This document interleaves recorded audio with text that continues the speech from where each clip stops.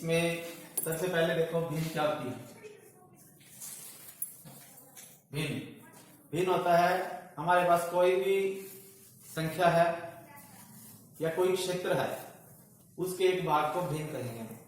कोई भी एक भाग है, जैसे हमारे पास ये है, अगर इसको हम दो भागों में बांट लेते हैं तो इसका जो छायांकित भाग है वो इस पूरे की एक भिन्न है।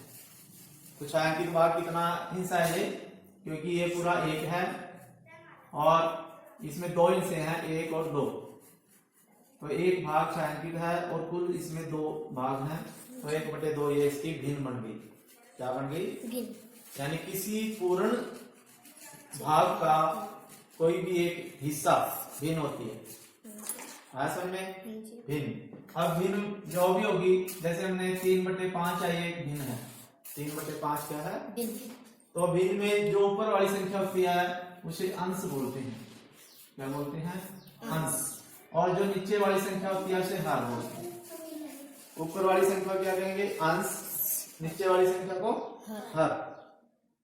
फिर उसके बाद हम देखेंगे कि भिन्न चित्र आते हैं हमारे पास 7.1 में।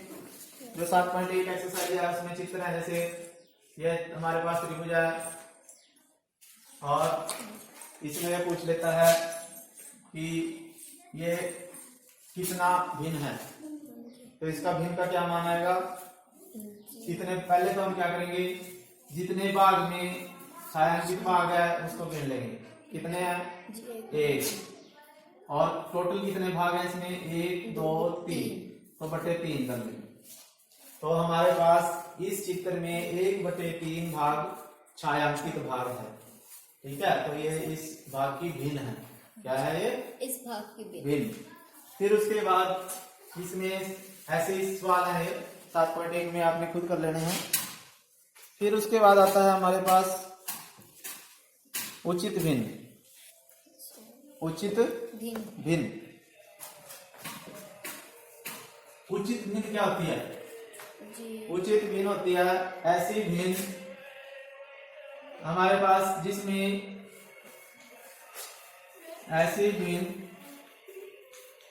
जिसका अंश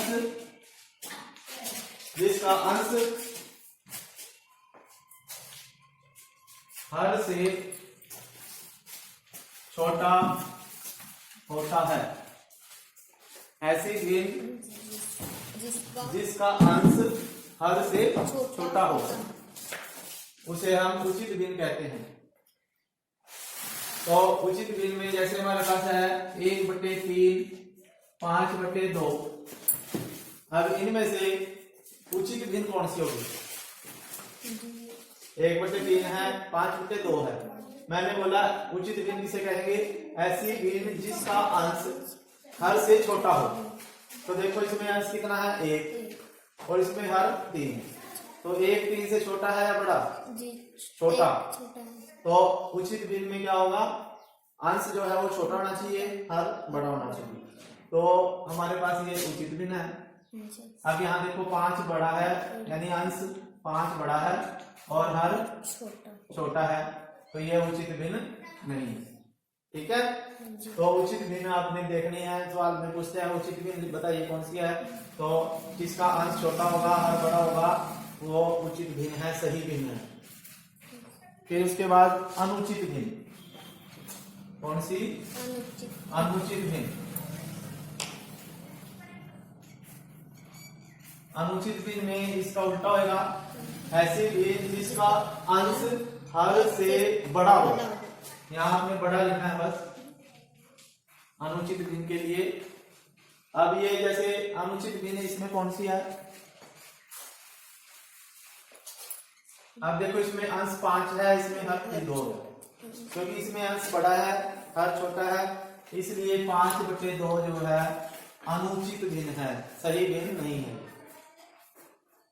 तो अनुचित भिन्न में अंश बड़ा होता है हर छोटा होता है, ये बात आपने याद रखनी है।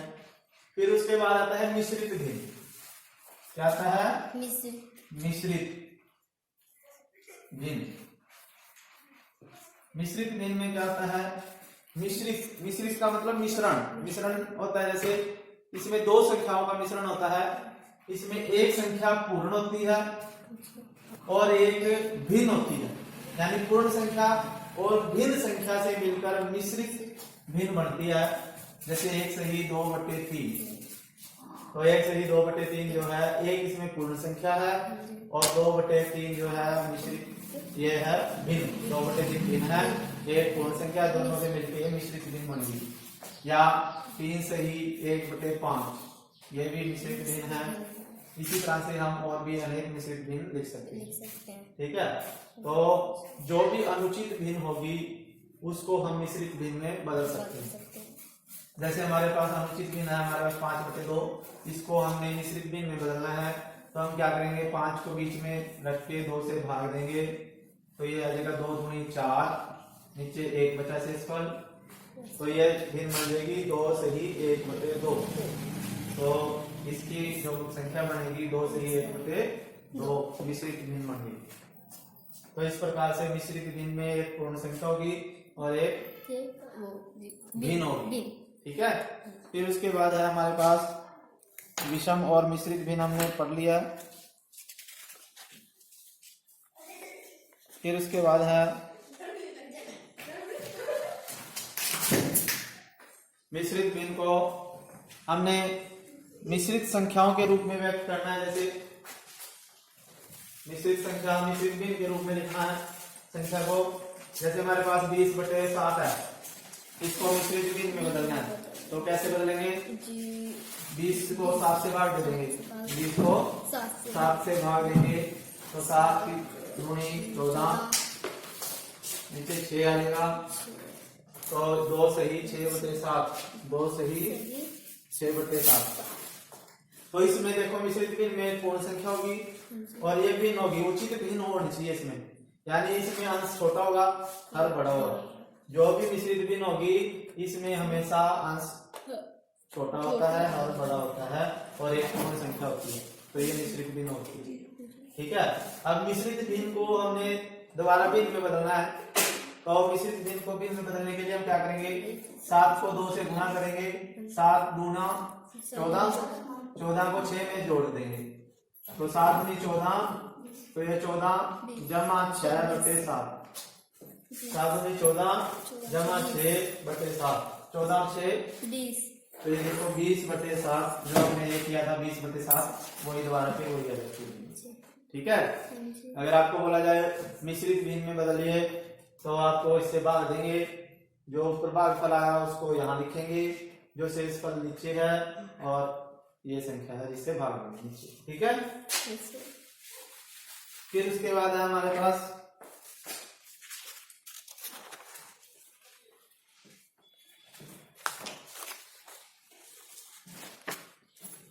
ये 7.2 एक्सरसाइज हो जाएगी।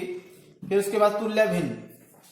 तुल्य भिन्न क्या होती है, तुल्य भिन्न होती है भाई जिसका हर बराबर हो। तुल्य भिन्न, तुल्य भिन्न होती है ऐसी दो भिन्न जिनका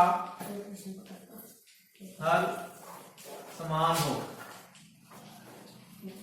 ठीक है, ऐसी भिन्न जिनका हर एक समान होता है, जैसे 1/5 है, 2/5 है, 3/5 है, इन सब में जो हर है 5 है। क्या है, 5, सब में हर 5 है, इसलिए ये सभी तुल्य भिन्न है, यानी ये हम इनकी तुलना कर सकते हैं। अब इसमें देखो 5 तो बराबर है सबका, तो उसमें जिसका अंश छोटा होगा, जिसका अंश छोटा होगा वो भिन्न छोटी है। अब इसमें से देखो 3 बड़ा है 1 से, तो 3/5 जो है 1/5 से बड़ी भिन्न है। ठीक है, तो ऐसी भिन्न जिनका हर एक समान होता है उन्हें हम तुल्य भिन्न कहते हैं। क्या कहते हैं, तुल्य भिन्न। फिर उसके बाद अगर हमारे पास दो भिन्न दे रखी, उनको तुल्य भिन्न बनानी है, हमारे पास दो भिन्न दे रखी, भिन्न को तुल्य भिन्न से बनाना है हमने, तो कैसे करेंगे, जैसे 2/3 है और 2/3 की तुल्यभिन्न लिखनी है हमने। क्या लिखनी है? तुल्यभिन्न। तो अब क्या करेंगे, जो अंश और हर है इसको समान संख्या से गुणा कर देंगे। जैसे 2 से गुणा कर दिया हमने, 2 से ऊपर 2 से नीचे। ठीक है, जो भी संख्या लेंगे ऊपर अंश को भी उतने से गुणा करना, हर को भी उतने से गुणा करना, तो इसकी तुल्यभिन्न आ सकती है। ठीक है, तो जैसे ये है 2 दूनी 4 और 3 दूनी 6। ठीक है, तो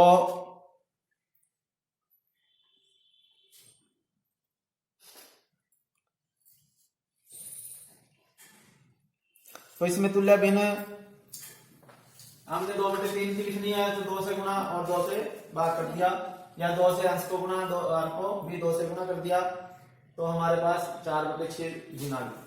ऐसे इसकी और भी तुल्यभिन्न कर सकते हैं हम। 3 से गुणा कर दें, 3 दूनी 6, 3 दिए तो ये भी 6/9, ये भी तुल्यभिन्न है 2/3 की। 4 से गुणा कर दिया ऊपर नीचे, 4 दूनी और 4 दिए, तो ये भी तुल्यभिन्न है 2/3 की। तो इस प्रकार से हम किसी भी भिन्न की काफी सारी तुल्यभिन्न लिख सकते हैं आराम से। 1 से गुणा करें, 2 से, 3 से, 4 से। ठीक है, आयतन में तो यह तुल्यभिन्न लिखने का तरीका है। फिर उसके बाद है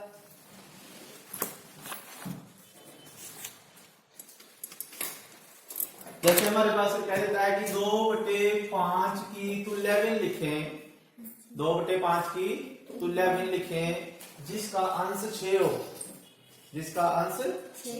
हमने ऐसी भिन्न बनानी, इसको इसकी तुल्यभिन्न होनी चाहिए जिसका अंश 6 हो। तो 6 बनाने के लिए अंश क्या है? 2 है, इसको 6 बनाना है तो किससे गुणा करें? 3 से। किसे? 3 से।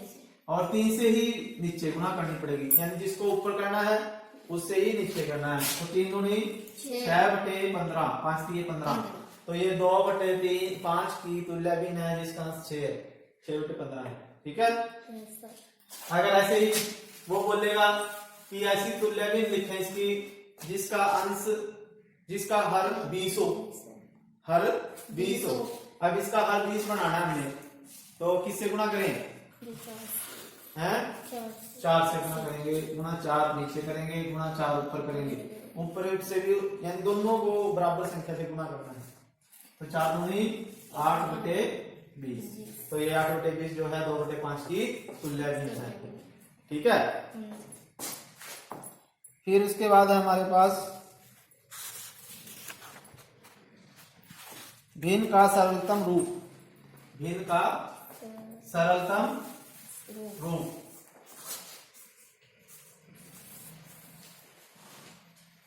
सरलतम रूप कैसे लिखेंगे? जैसे हमारे पास भिन्न ले की कोई 8/6, 8/6 भिन्न ले की। अब इसको सरलतम रूप में लिखना है। या हमारे पास कोई और संख्या दे कि 20/25, 20/25, ये भिन्न ले की, इसको सरलतम रूप में लिखना है। सरलतम रूप का मतलब है इसको हमने काट के लिखना है जहां तक ये कट सकती है, यानी इन दोनों के गुणनखंड एक से अलावा कोई और साझा गुणनखंड नहीं होना चाहिए। ठीक है, जैसे 8 के गुणनखंड क्या हो सकते हैं? 8 के होते हैं 2 गुणा 2 गुणा 2, 2 दूनी 4 दूनी 8, और 6 के क्या गुणनखंड होते हैं? 2 गुणा 3, 2 3 6। ठीक है, अब इनमें साझा गुणनखंड कौन सा है? देखो जो दो दोनों में हो, देखो 1 2 ये है, 1 2 ये, दोनों एक से काट दिया। अब और तो नहीं है इनमें कोई साझा, तो ऊपर क्या बच गया? 2 दूनी 4 बच गया, और नीचे 3। तो 8/6 का सरलतम रूप है 4/3, क्योंकि 4 और 3 में कोई भी साझा गुणनखंड नहीं है एक के सिवा।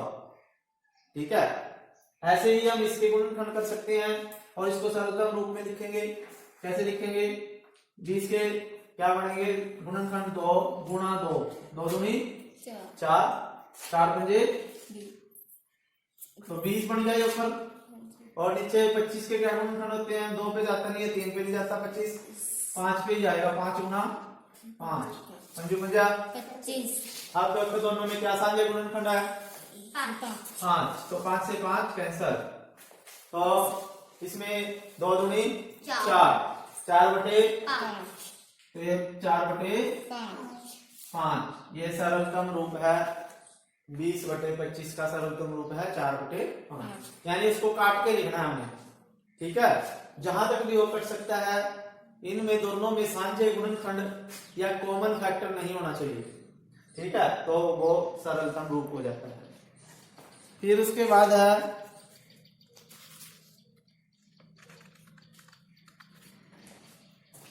संख्या रेखा पे हम कैसे निरूपित करते हैं इसको, भिन्न को हमने किस पे लिखना, संख्या रेखा पे। संख्या रेखा पे निरूपित कैसे करते हैं भिन्न को, देखो जैसे हमारे पास 1/5 है, वो कहता है इसको संख्या रेखा पे लिखना है। संख्या रेखा यहां से करते हैं हम, जैसे ये 0 है तो ऊपर कितना है 1, ठीक है, और नीचे कितना है 5, तो इसको हमने 5 भागों में बांटना है। कितने, 5 जो नीचे दिया हुआ है ना उसमें 1 2 3 4 5, ठीक है, 5 भाग में बांट के जो नीचे दिया हुआ है 5, वहां पे हम निशानी लगा लेंगे। ऊपर क्या दिया है 1, भाई बहुत टाइम हो गया। ठीक है, तो ऊपर क्या है 1, तो 1 यहाँ 1 2 3 4 और ये 5वां ही है। ठीक है, 5 भाग में बांट लिया इसको, और ऊपर क्या संख्या है 1, तो हम 1 पे निशानी लगाएंगे यहाँ पे, और ये 1/5 जो है संख्या बन जाती है। क्या बन जाएगी 1। अगर हमारे पास 3/5 हो तो हम 3 पे जाके करेंगे, 1 2 3, तो ये 3/5। इस तरह से हम संख्या को रेखा पे भिन्न को निरूपित करते हैं। ठीक है, तो आज इतना ही पढ़ेंगे, तो आपने ये एक्सरसाइज कर लेनी है। ठीक है बच्चों, ओके।